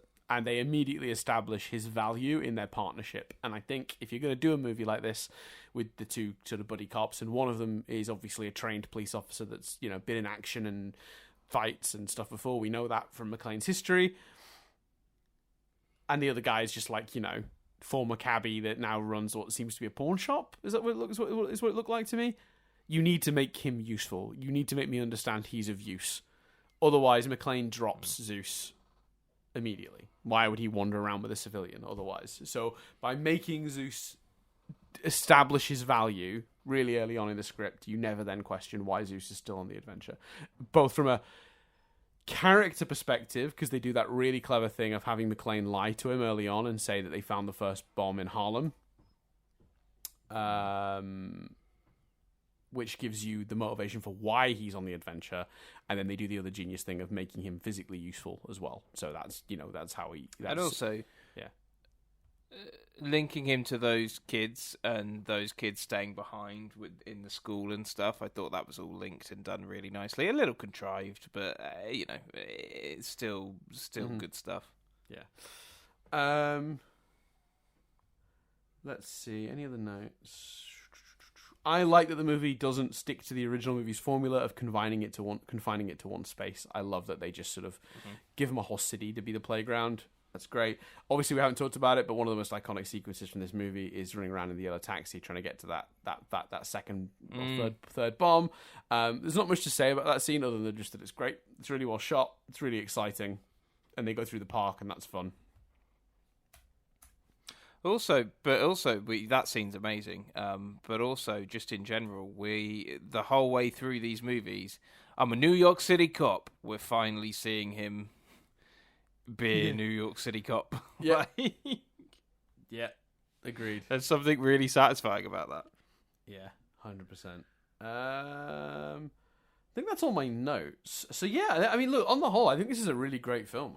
This is really fun. I know that we had a lot of nitpicks and little criticisms. We did a fair bit of nitpick corner this week, but on the whole, I think it's great. Yeah, I think it's a brilliant movie. I think it's very well executed, and would definitely recommend. And would watch again. In fact, I'll let you into a little secret, Dan. I watched this movie like a month ago, knowing we were doing the sequel season, but someone mentioned Die Hard 3, and we were like, let's watch Die Hard 3. And I'm watching it going, I'm going to have to watch this again. And it wasn't a chore to watch it again, even though I've seen it really recently. No, and it's funny because I'm not sure Nadia has ever seen this one, and she loves the first Die Hard, and I think at some point I'm gonna maybe even soon, just crack it out, watch it with Nadia. So I might have to see it twice too. But again, I don't feel any concern about having to do that. Delightful. I saw it so recently that Jess was convinced I could blag it, and she was like, I don't think you need to, because it was a struggle to fit in watching it. And she was like, I don't think you need to, do you? And I was like, no, I should. Like, I didn't watch it before with an eye of reviewing it, so I need to. But yeah, no, that's how recently I watched it. But no, it was great. But there is, I believe, a little bird, i.e. Daniel Doolan the bird, told me that there's a shitload of trivia. So what's the triv, Dan? Let's triv it up! I'm going to give you some trivia. Well, you remember a few weeks ago, Chris, we did story time because the movie had a really fascinating production history. This script has an interesting history. The production itself seems to have been fairly smooth. Everyone will be happy to hear. This is not going to be they filmed for 3 weeks, then there was a fight on set, and they stopped filming, an injury or anything like that. The actual production seems to, from what I can tell, have been a fun time for everyone. I've not read any horror stories from this set. So the drama of this movie, it seems, Chris, comes instead from its development. And it's not as involved as the Toy Story one, but it is indeed story time. Because let me tell you, This is a pretty mad one. So the earliest idea that producers Joel Silver and the guys over at 20th Century Fox had for the third Die Hard film was for it to take place on a boat or a ship of some sort. There was a script written by James Hagen in 1989, originally titled Troubleshooter, that Fox acquired in 91 to rework into Die Hard 3. So they hired a guy called W. Peter Ilf. Is it Ife? Ife. I'm going to say Ife. And he was fresh off the 1991 hit Point Break. So they brought him in to basically turn this Troubleshooter script into the next Die Hard movie. And it was going to center on Holly and John on a cruise in the Caribbean that is then taken over by terrorists. So I presume that script would have had the line where John's like, how can the same shit happen to the same guy 3 times? You know, that whole joke. Eventually, this version of Die Hard 3 was abandoned, partially because Bruce Willis didn't feel it was different enough from the wave of Die Hard on a Blank movies that were coming out since the original. And ironically, the article I found from the LA Times that I talked about earlier verifies a second reason this version was abandoned. Basically, Bruce Willis and producer Joel Silver disagreed so much on this approach to Die Hard 3, and they held up filming for so long that the rival studio Warner Brothers started production on the film that would become Under Siege, which has an extremely similar premise to Die Hard on a Boat. Which proved Bruce Willis correct. And then even more ironically, it turns out the script for Under Siege had begun as a film called Dreadnought and had been offered to Joel Silver to potentially be written into Die Hard 3 a few years earlier, but had been declined because it seemed too expensive. And what's crazy about this, Chris, is there's Troubleshooter, which is Die Hard on a Boat, and they bought that and went, we'll turn that into Die Hard on a Boat. There's Dreadnought, which was Die Hard on a Boat, that eventually became the movie Under Siege, famous Steven Seagal movie.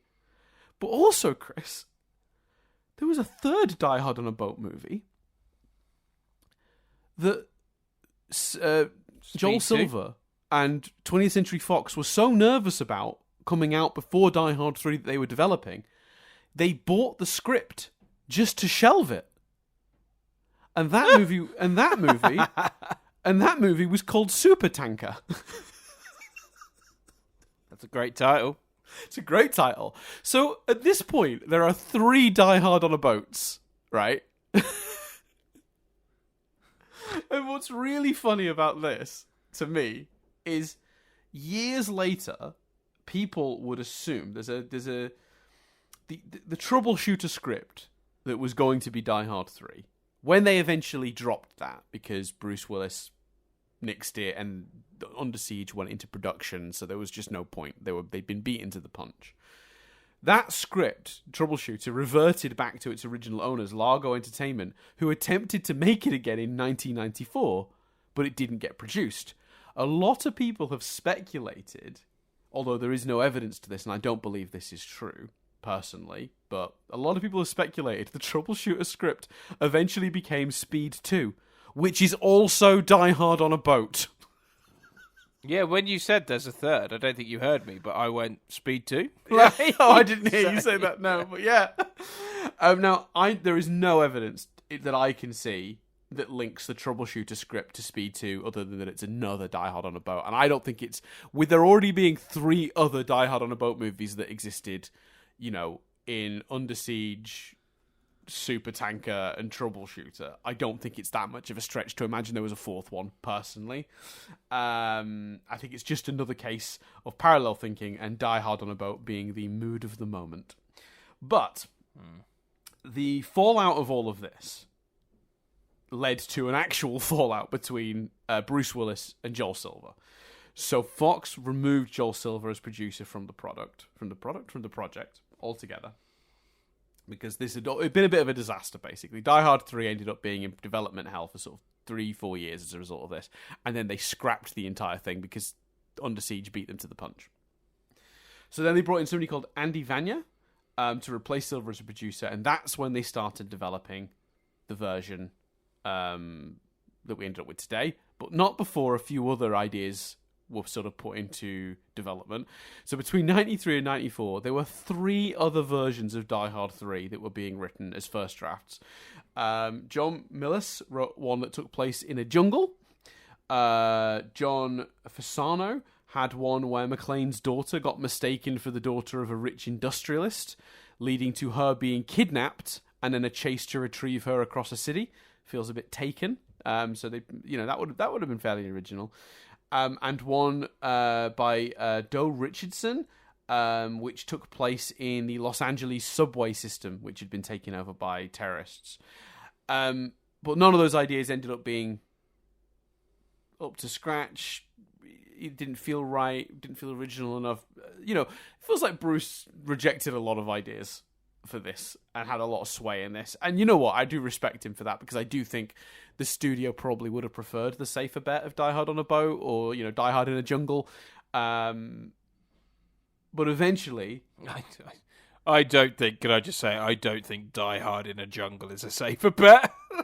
That sounds fucking crazy. And the Rambo comparisons to that would have just been mad. Yeah, no, I 100% agree. But I think certainly safer than Simon Says as a premise, I think. Yeah. Simon Says, that must have been so risky. The first hour of the movie is John McClane shooting bad guys. No, he's solving puzzles. Sorry, what now? Did I mishear you? Please repeat. I do think McClane in the jungle shooting terrorists feels inherently safer than, to me, or at least more like a Die Hard movie on the surface than this. On the other two, obviously, McClane running across a city trying to save his daughter, or McClane running across the city because the subway has been infested with terrorists. This whole subway, so it's all underground. That also feels much safer, I think, as a sequel to Die Hard, because it's still McClane running down, enclosed spaces with bad guys. So yeah. Now, separate to all of that chaos, right, and the thousands of scripts that seem to have been potentially produced to be Die Hard 3, a writer called Jonathan Hensley had written an original script called Simon Says. Now, that had its own fun history before becoming this movie. Completely separate to that. So that was originally going to be produced as an original movie, and it was going to be a Brandon Lee vehicle. The character of Zeus in that version was very different. It was written to be a female character, so they had an actress. I don't know if they had a specific actress, but they were casting with an actress in mind. But sadly, obviously, Brandon Lee passed away on the set of The Crow in 1994. So the script was no longer of use to the production company that owned it, so they sold it to Warner Brothers, and Warner Brothers were eyeing it up to rework it as a Lethal Weapon sequel. Jeez. I know. In the end, they decided not to go with that. It didn't work out for whatever reason. They didn't like the draft, I'm not sure. So they put the script into turnaround, which basically allowed it to go back out on sale. And at that point, Fox purchased it with an eye to turn it into Die Hard 3. So even if you take away the insane backstory of the scripts for Die Hard 3, in which there were at least 4 we know of, plus 3 other Die Hard on a boat, or unrelated Die Hard on a boat movies that got muddled on, completely separate to that, the Simon Says script was nearly a Brandon Lee project, and then nearly a Lethal Weapon movie before it found its way to Fox to become Die Hard 3. Wow, fair play. That is quite the tale. Isn't that incredible? So yeah, once it was bought by Fox, they kept on Jonathan Hensley to, instead of hiring a third-party writer to come in and make it a Die Hard script, I think they were quite wise to keep the Simon Says writer on board and let him adapt it into a Die Hard movie. It was his script, he understood it, the mechanics of it, the functionality of it. I think that was a surprisingly smart move from a studio who have a habit. Studios have a habit of buying scripts and just handing them to random writers and being like, "Can you do anything with this?" So Jonathan Hensley says, "We're out of story time now. This is just now about the production of the movie." Jonathan Hensley says the idea for the film came to him when he imagined what would happen if one of his childhood friends, who was injured after Hensley threw a rock at him, decided to seek revenge on him as an adult. Hensley has said the first hour of this film is basically his original script, almost word for word. He just adjusted the characters. Wow, fair play. That tracks. Jonathan Hensley was detained by the FBI once this script was being shared around in the industry because the film contained extensive information about the Federal Gold Reserve in downtown Manhattan, and they found it very suspicious he had all this information. It turns out he just got it all from an article written in the New York Times.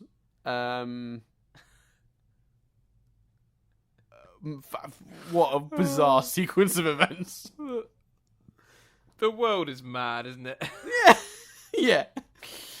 But obviously well researched, clearly. If they felt he knew enough to pull him up, then clearly the details in this are accurate of their infrastructure. Yeah. I imagine if after that interview, though, he probably changed some of the details. I wouldn't surprise me if that was part of the release. Like, okay, we're not suspicious of you anymore. You clearly just didn't. The guy that did way too much research. Change your script. Don't give away how our security systems work. Director John McTiernan, who had not done the second Die Hard film,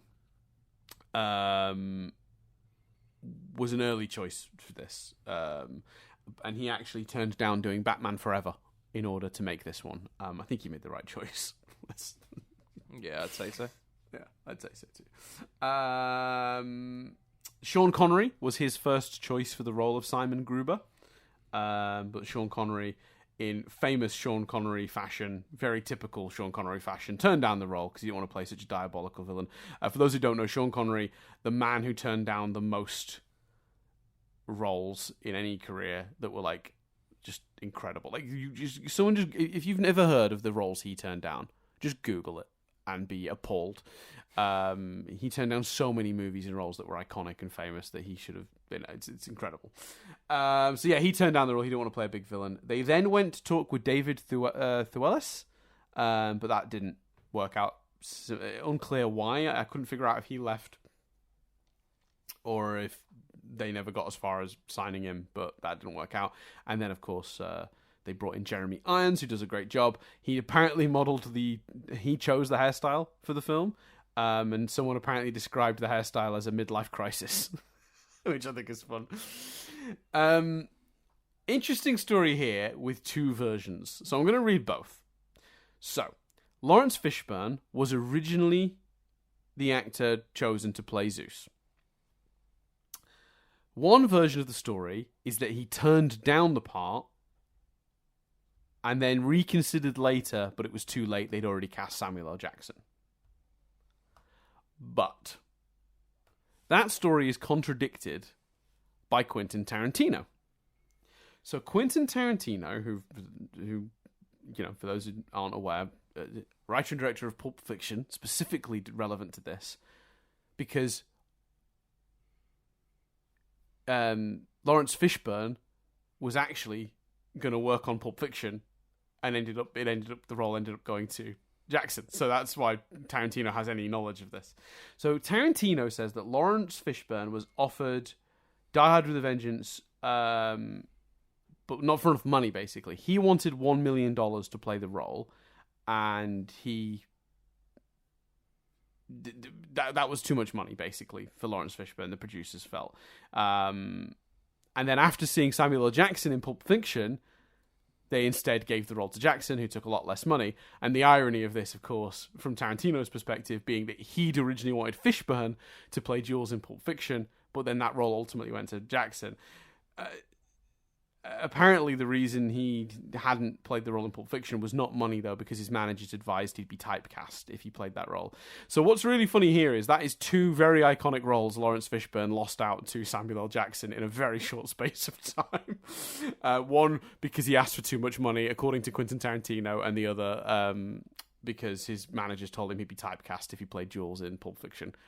All I've got to say at this point is that is very unfortunate for Lawrence Fishburne, who is a very talented actor and deserved better luck than that. And I guess ironic that famously Samuel L. Jackson was then the one mistaken for Lawrence Fishburne. Yes. If anyone hasn't seen that clip. Yeah, so it's amazing. It's incredible. Apparently then, so when there's also word that Bruce Willis, having worked with Samuel L. Jackson, not directly but obviously indirectly through Pulp Fiction, had suggested him for the movie as well, and that he'd been a part of that choice. Jackson apparently was absolutely thrilled to be offered the role, and I'm going to assume the reason he was happy to take less money than Lawrence Fishburne is he says he'd seen the first Die Hard maybe 30 times. So this was very much I'll do that because I really want to do that. That's a fun thing for me to do, not necessarily a payday. So, Samuel L. Jackson has claimed that Zeus is the closest character to his own personality that he's ever played. Yeah, I could buy that. Yeah, that makes sense. I could buy that. The studio told screenwriter Jonathan Hensleigh to remove the opening scene with John McClane walking around Harlem wearing the sign. He basically told them he'd sell the script to another studio if they didn't let him keep it, and that it was not negotiable to keep the scene. Which, you know what? Fair play to Jonathan Hensleigh, because that's a bold play. I think it sets. I think it does. You could argue if someone wanted to make an argument that it was shocking for the sake of being shocking, I would understand that argument. But I think the scene sets up Zeus so well. The scene does a lot, and also the theme of race and stuff runs throughout the whole movie. So I think it works. I think so too. It's a super tense scene. He's being forced into it by the villain, and it's clearly designed to get him killed and not be a statement. Simon's not made him do that because Simon has that opinion. Simon does not give a shit. He is just deliberately trying to get John McClane killed. So it doesn't play as a hateful moment in the script. I can see why they were nervous about it, but I think the movie is so well written that at no point do you think anyone in the sequence of events believes that. It's not a movie about a racist. It's a movie about a guy trying to have his cake and eat it too, and getting revenge on the police officer that killed his brother while also stealing a shit ton of money. The thing is, though, you say he wants him to get killed, but what happens if in that moment he does get killed? Does Simon just have to ring the police and go, there's a bomb in a school, can you send all your officers to look for it, please? Yeah, I assume so. Yeah, I've already killed John McClane, now it's your turn. I've got this riddle, this riddle. Yeah, I guess so. Yeah, that's a good point. Certainly would have had a lot clean, less... is it? No, it's not. No. Yeah. But, as a backup plan, it probably would have just been as functional. But probably more so, without John McClane to thwart it. But fair play to Hensleigh for fighting for the rights of his script there, because, this will have been look, I don't know how much money this script would have been worth, and I don't know, what Jonathan Hensleigh's financial situation was to know how important this money would have been to him. But I've got to assume, young writer selling a script to Fox to be made into a Die Hard movie, probably a reasonable payday. And to have the integrity to go, no, I think it's important to my script, and I'd rather not sell it to you than lose the scene, is, I gotta respect the balls on the guy, to be honest with you. Yeah, I think so. And he's right. It's a great scene. One of the more iconic, memorable moments from the movie. Ultimately, draws you in. Apparently, though, the more I hear about this guy, I kind of love him. So apparently, he wrote one of the scenes to take place on the Upper West Side on a very specific street. He described the street, said exactly where it was, and all this stuff. And the reason he did that was he lived right above that street, and he knew that when they made it, he'd be able to watch them filming it from his window. This guy sounds great, doesn't he? I kind of love him. I'm going to look him up in a second and see what else this guy's written. I kind of love this guy. I've clicked on his name. Let me open that up in the background. So the sandwich board that we've already talked about this actually, but the sandwich board that Willis wore during filming in Harlem was blank. I will happily report to everyone. The text was added later on, so not to accidentally offend anyone who didn't understand the context of the scene. Because as we said, the scene is fine in context. Maybe not if you're just walking past the filming. That might be a problem. No. So it was added in CGI in post-production. Some television broadcasts use the alternative version I talked about earlier that says, I hate everybody. A lot of people speculate that that's what was on the real sign in real life. But that's not correct. Both texts are added via computer manipulation. The sign was completely blank. Which makes sense. Yeah, I mean, I suppose you could have done I hate everyone and then changed it to the N-word digitally if you'd wanted. That also kind of works. But I'm going to assume that was a decision that was made later on to have a sort of more TV-friendly version. Yeah, you got more flexibility if it's just blank, haven't you? And you're adding both, so 100%. 100% agree. So when McClane is dropped off in Harlem... Oh, we already talked about that one. I can skip that one. That's the 4 minutes thing. We already talked about that. 4 minutes lapse in real time between him saying he's going to die and him being caught. So this one's quite a sad one, but we'll cover it because it is important. So on April 19th, 1995, exactly 1 month before the movie was scheduled to be released, the Alfred P. Murrah Federal Building in Oklahoma City was bombed by terrorists. Several sources have reported since that last-minute editing was done to the movie, and the scenes depicting explosions out of concern for how it might come across. But this claim has been refuted a few times, and the reporting might have been confusion with the television shows All My Children and Melrose Place, which did have scenes edited out last minute to be respectful. Director John McTiernan has said that he did consider editing out the original bombing of the department store from the start of the movie, but then in the end decided, or even potentially moving the release date back. But he felt in the end that the American public...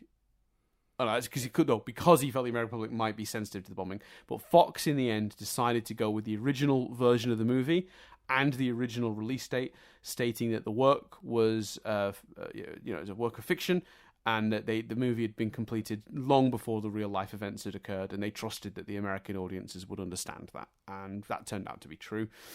But during the press conference to promote the film's release, Willis preemptively told reporters before anything happened that he would not be discussing the bombing in Oklahoma City in any way, because he did not want to trivialize a real-world tragedy by comparing it in any way to the fictional movie. And I found that to be quite a respectful way to approach it. To even compare the two is disrespectful. Don't ask questions on it. You can't equate them. That's fair. That's correct. Quite a sad one. Yeah, that is quite sad. I think, but I think it sounds like everyone from the crew, the writers, the studio, and Bruce Willis in that example were as respectful as they could have been on that. Yeah, I agree, because I think they're right. Like editing it, moving it, all that stuff. Like you have to just trust that people understand that this is just a movie that was written, filmed, years. The production of this movie was happening a long time before that was happening, and it's not supposed to reflect real world events. And if anything, like, I think the choice to say it trivializes the real world thing to compare these two, is a really good angle to look at it from. This is a piece of media, just entertainment. You can't equate it to real world events. That's making the real world events smaller, less important. So yeah, I really enjoyed that that they handled it as well as they did. So 14 dump trucks is the word on the street for moving all this gold. Chris, do you know how many dump trucks they'd have actually needed to move all the gold from the Federal Reserve? No, go on. 480. So that's basically a combination of the volume and the weight. Because you actually, if you filled a dump truck's volume with gold, it wouldn't go anywhere. It would be, the axles would be snapping, the wheels would be crushed, it would not function as a truck anymore. You'd have a tin can to move. If you wanted to spread the weight and the volume in a way that is actually movable, you'd need 480 dump trucks, which is, I think, I've not done the maths, Chris. I think that's more than 14. Yeah, no, I have done the maths, and it is, for sure. It is, okay, good. Director John McTiernan has acknowledged these errors with the gold and the dump trucks and their weight. And actually on the set, McTiernan and Samuel L. Jackson were indeed permitted to lift a genuine bar of gold to get a feel of how heavy the gold was. Do you want to know how heavy one of those bars of gold was? Yeah, go on. 25 pounds or 1.78 stone. So just shy of 2 stone. Jesus. That's heavy. That is very heavy. And there's one of those just sitting in a car for that random dude to find. Yes, I love that gag. Because when he first puts the bar of gold in the car, when I'm a kid and I'm watching the movie, right, and he first puts the gold in the back, I'm like, oh, they'll use that to put the accelerator down later in an action scene. I love that it just became a gag. That's way better. Yeah. That's so much more fun. So just like with the first Die Hard, Chris, the German in this movie is deeply incorrect, both grammatically, pronunciations. It's almost gibberish. Most notably, the exchange with the fake cop who are given the bomb by Zeus. In another great scene we haven't talked about, actually, where Zeus hands the bomb to these police officers who it turns out are not real police officers, they're working for Simon. There's a lot of tension in that scene. It's a really fun scene. But the German they speak in that scene is absolute nonsense, basically. Both in pronunciation, sentence structure, it's barely legible. But what's funny is, again, just like in the first film, the German release, they made sure to correct that. All of the lines are grammatically incorrect, fitting with the context, and they even correctly gave the terrorists the East German accent that they're supposed to have. So, good work, I guess, Germany, for correcting America's horrible butchering of your language. Fair. Very fair. Yeah. So the original script, Chris, now, as much as we've talked about kind of liking this Jonathan Hensley guy, right, for deciding to do a scene under his own window so he could watch it, and fighting the good fight for keeping the other scene in, and a bunch of the stuff that we've read about this guy, right?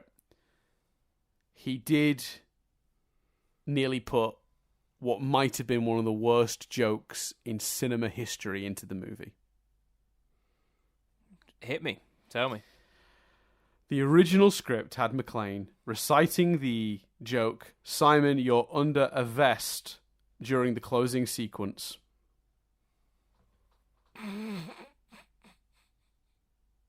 I love it. Of course you fucking love it. I absolutely love it. I wish it was in there. That would have been a crime, I think. I think the FBI would have had to arrest him again. I think it's a great gag. For just crimes against and taste. In my head, it's in there. It's a play on words, Dan. He's under arrest. You get it. That's not the problem you have with it. You get it. Yeah. So, somehow, despite that ever being even in the mouths of the people working on this movie, we miraculously survived that. And the movie was actually a reasonably big success. So it made a little bit domestically in the States. It made a little less than the last movie. The last movie, Die Hard 2, had made, in the States, 117 million.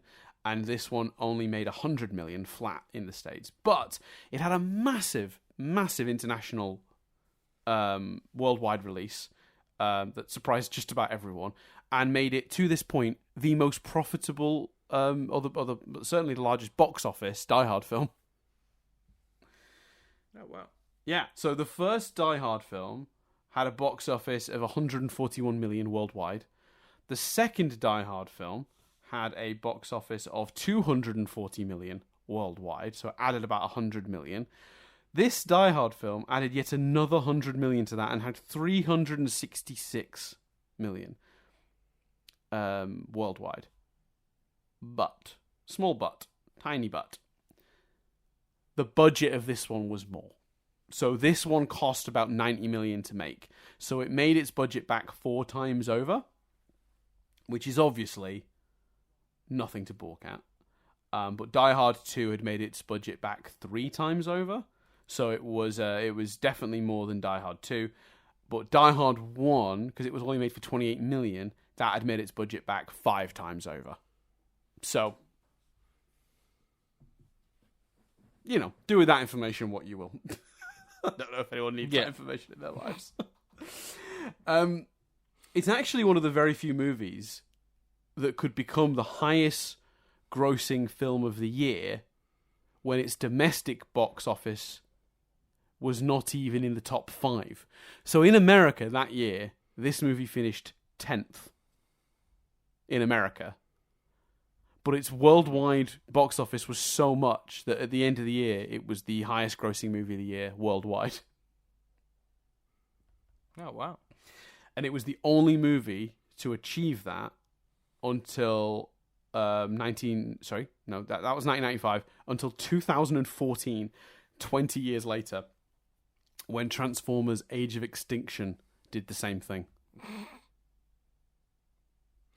And what a movie to replace it with. Yeah. All right, Chris, it's time for Cars Exist. So I'm sure you're all excited to hear the taxi, the iconic taxi, is a 1987 Chevrolet Caprice, and as that is my year of birth, I think that's a good vintage. Fair. Love a bit of 1987. Feels arguably biased, but I'll give it to you. Mm-hmm. The dump trucks, you'll all be very excited. Obviously, I mean, we all knew this. You don't need me to tell you this. But the dump trucks, of course, are the Autocar DC9964B and the 1970 Autocar S64U. Now, Chris, you particularly were obviously already very familiar with that and didn't need me to tell you. But it's, for the audience, some of the laymen out there that don't follow these things, you know. Yeah, we might as well rename this section "Shit Everyone Knows." Yeah, absolutely.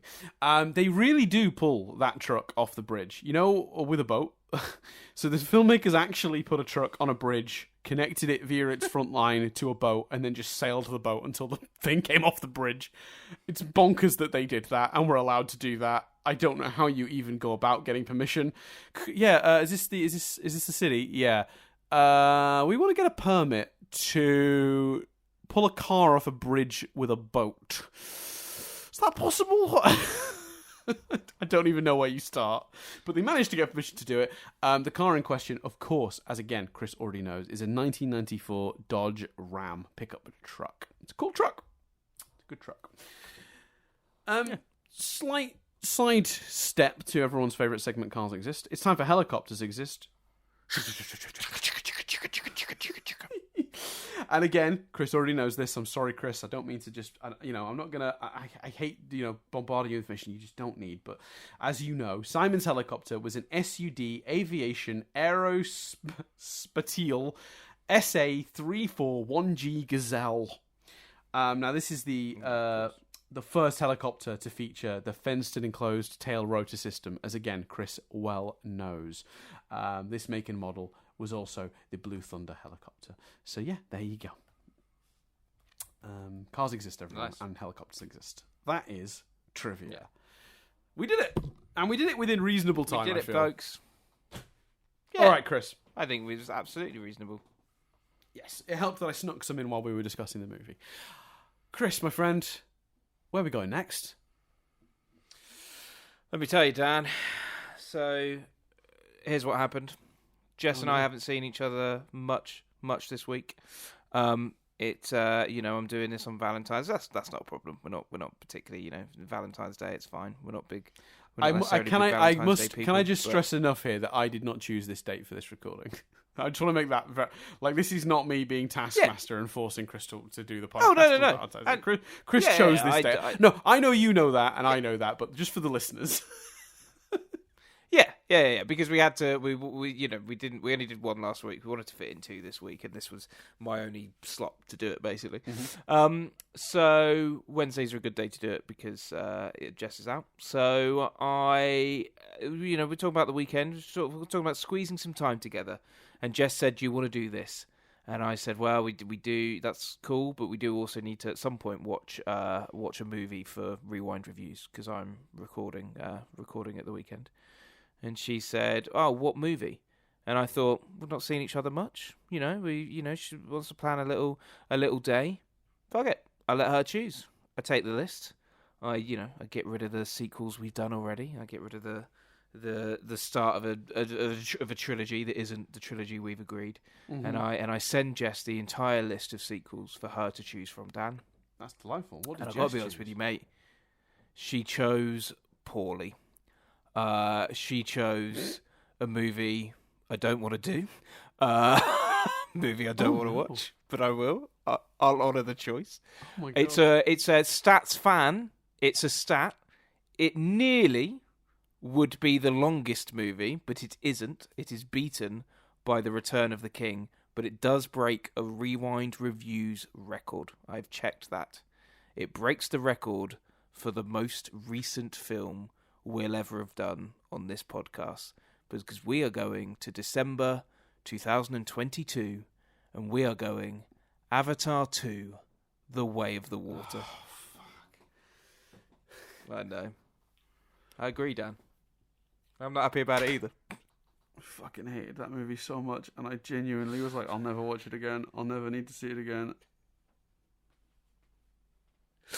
Got to honour the choice. Would have been wrong to change it, wouldn't it? So Yeah, it would have. because you saw it, didn't you, at the cinema? So you've seen it recently as well. It was, within the it was last, an year. excruciating experience. Oh my Well, God. That's what.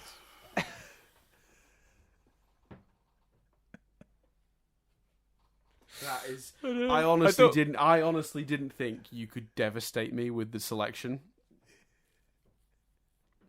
I hated that movie. I hate that movie so much.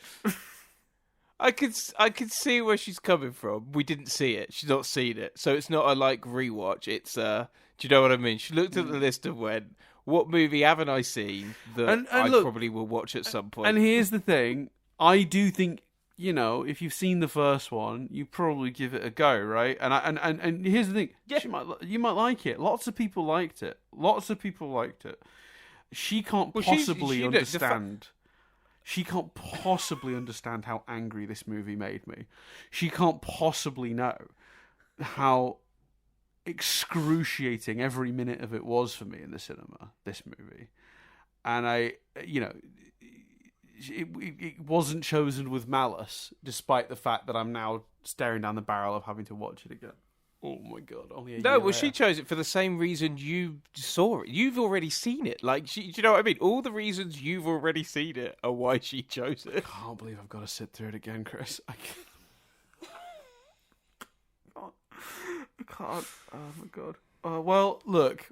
Oh well. If that's not a tease for the next episode of Rewind Reviews, I don't know what is. There we go. You know what? Maybe I'll come I'm away. not looking forward to it. I tell you what, Chris. Challenge myself to find the good. There you go. I'm going to watch the movie and I'm going to try and find the things I like about it. Yeah, I should. It's because I looked at the list after and I'm like, what did I expect her to do? She was never going to go Mr. Bean's Holiday. Do you know what I mean? I looked at the list. Yeah, 100%. What was I? I What was I hoping very, for? Jumanji 2 again or Hot Fuzz? I want to make it very clear, no ill will. The reason I'm devastated is knowing that I have to watch this movie again. But that is not Jess's fault. I know. No, I absolutely. It makes looking at the list, I should have predicted it because it's a movie that at the time she was like, oh, quite, it might be all right, quite fancy that, and I was like, but that's why we didn't see it, and now I presented it on a list, and she's gone, and also, it's a movie where we gotta watch that at some point. Do you know what I mean? Unlike you, I haven't seen it, and at some point, that I'm gonna, you know what I mean? We're just gonna watch that movie at some point, and yeah, that point is this weekend, Dan. I don't have. I. Well, Yeah. you can find us at all the usual places. Yeah. At YouTube. Yeah, / Nothing if you but want to, Static. if you're listening to this on Spotify or iTunes, and you want to hear how this turned out, then I've got news for you. Patreon.com/nothingbutstatic. You can hear next week's episode right now for as little as $1 a month. We do have tiers if you wish to give more, but we haven't locked any of the content behind specific tiers. You don't need to give a certain amount to get access to certain stuff. All of the benefits of the Patreon are available to every patron, regardless of what they give. And the benefits of the Patreon are as follows. Access to our Discord. Access to our exclusive podcasts, Nothing But Lyrics, and the one episode we did of Nothing But Claps. Nothing But Lyrics is great, by the way. I'm really pleased with how that podcast turns out every time. We've done like nearly 10 of them now, and it's always a good time. We do that once a month, and it's just we make fun of the lyrics of a song or try to make sense of them. The other benefit, you get episodes of this podcast and our other podcast, Analyzing Avatar, 1 week before their normal release. So yeah, loads of reasons to do it. Do it if you can. If you can't, don't worry about it. It's fine. Absolutely. So you can hear, if you want to go straight from, this vibe Dan's giving to more of this vibe, you can do it right now, baby. My head is actually in my hands. Like you cannot. I can't express what I'm feeling right now in words. And I think as well, if it was like a shorter film and wasn't so obnoxiously, needlessly long, because let me tell you right now, Chris, the fucking goal a person has to have to think that story needs 3 hours. The absolute disgusting levels of ego a human needs to have to think that story needs 3 hours. It's so obnoxiously long. So, like, that's the real thing that I'm sitting here now looking down the barrel of. Is like, I'm going to have to sit for 3 hours and watch that. That is brutal. Yeah, I couldn't believe. And then I was like, it must be the longest. But then I realised that Lord of the Rings exists. Look, here's the thing. But it's only by like 10 minutes. Like, it's close. Jess, I still love you. But, I'll let her know. I'll pass that on. But fucking hell. Anyway, God, you can email us if you've got thoughts on Avatar 2, Way of the Fucking Bullshit. You can get us mail at nothingbutstatic.co.uk. We're on Twitter, but we don't really use it anymore. I'm at Dan Doolan. Chris is at C Billingham with 2 M's, and there's an at Nothing But Static without the G. Again, we occasionally look at that, but it's very rare. Your best bet is to get us over on the email or on the Discord. Or if you go to our YouTube channel, youtube.com/nothingbutstaticuk, you can subscribe or like any videos. That helps with engagement. Or you can comment on any of the sort of posts of these podcasts we put up there. That also helps. I think I've covered everything, but I'll be honest with you, I'm not certain, because all I'm doing right now is I've got to watch fucking Avatar again. That's just what's going through my head over and over again right now. Delightful. At least the trivia will be short, because it always is with newer films. I won't have to do as much research, I assume. Other than just took ages to make, didn't it? That's the trivia. All the trivia. You will. I think I'd argue that the quicker research will be counterbalanced by the 3 hour movie. Yeah. Well, I don't know, because I put 4 hours into the triv for this week for this. So and the Toy Story the Toy Story one I put about 6-7 hours I think total in to the triv. Because it's Dan. You on? There you go. I was just going. Well, what that will mean, Dan, is that after this, you'll be looking for a nice short movie with no triv, and I got 5 words for you, buddy. Jingle all the way too. Well, I will say the other thing that's funny about this is it's kind of thrown my choice out for the next film out the window a bit. Okay. Because I'm not sure I can pick the film I was going to pick after this. Well, Patreon to find out what Dan picks and what we think of Avatar 2. And yeah, otherwise we will see you next time. Yeah. Chris finishes this, so Teases all round. I'm going to leave it to him. Yeah. My name's Chris Billingham. My name's Tan Doolan. And this review has been Rewound.